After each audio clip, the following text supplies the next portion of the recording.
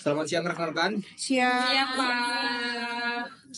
Kita sedang di sini kita berkumpul untuk rapat, yaitu menghadapi persaingan yang semakin ketat. Produk yang kita jual banyak ditiru oleh pesaing kita dan bermunculan di pasar. Kita butuh strategi yang jelas agar kita tetap unggul.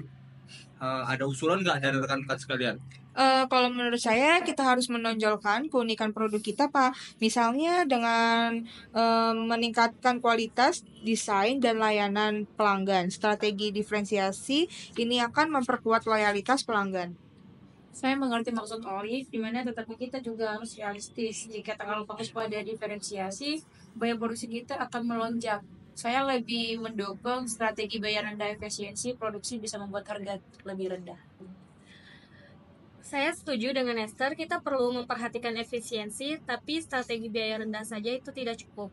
Jika ingin menerapkan strategi diferensiasi sekaligus, kita harus memperhatikan langkah ini, memberikan dampak signifikan terhadap profitabilitas, dan kita juga tidak boleh mengabaikan keberlanjutan finansial.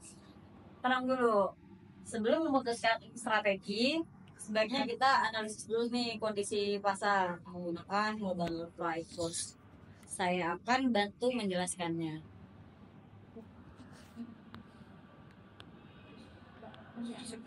Berdiri kalau boleh. Saya mau bantu ngejelasin tentang five focus. Yang pertama itu ada ancaman pendatang baru. Banyak pemain baru yang masuk ke pasar dengan produk serupa. Kita perlu memperkuat loyalitas pelanggan agar mereka sulit bersaing.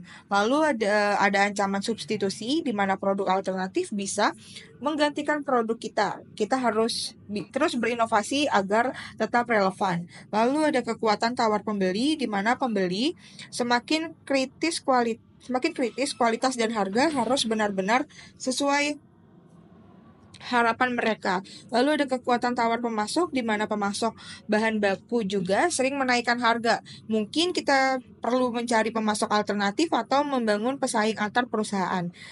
Tingkat persaingan di pasar kita sangat tinggi. Kita harus punya strategi yang benar-benar unggul.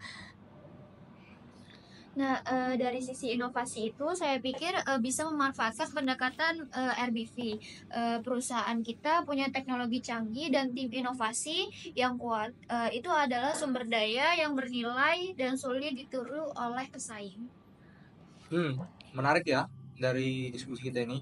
Bagaimana cara kita menggabungkan strategi diferensiasi dan biaya rendah untuk mencapai keunggulan kompetitif? Kita bisa menggabungkan keduanya, misalnya optimal efisiensi produksi untuk menekan biaya, lalu tambahkan nilai unik pada produk untuk menarik segmen pasar tertentu. Ini mirip dengan strategi fokus. Namun, menurut saya kita harus memantau arus kas secara ketat. Setiap investasi untuk meningkatkan keunikan produk harus terukur. Jangan sampai inovasi kita berujung pada margin yang terlalu kecil atau sampai kerugian. Setuju. Kita bisa menargetkan segmen anak muda, mereka lebih menghargai desain yang kreatif dan fitur inovatif.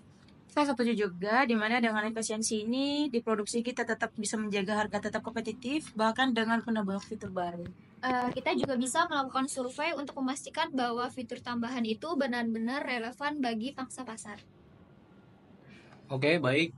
Berarti yang kita terapkan di sini adalah strategi Five Force Porter yang memahami posisi kita di pasar.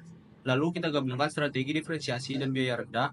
Fokus utama kita adalah inovasi, efisiensi, dan keberlanjutan finansial. Apakah semuanya setuju? Setuju. Mari kita mulai brainstorming ide-ide inovasi produk. Oke. Oke.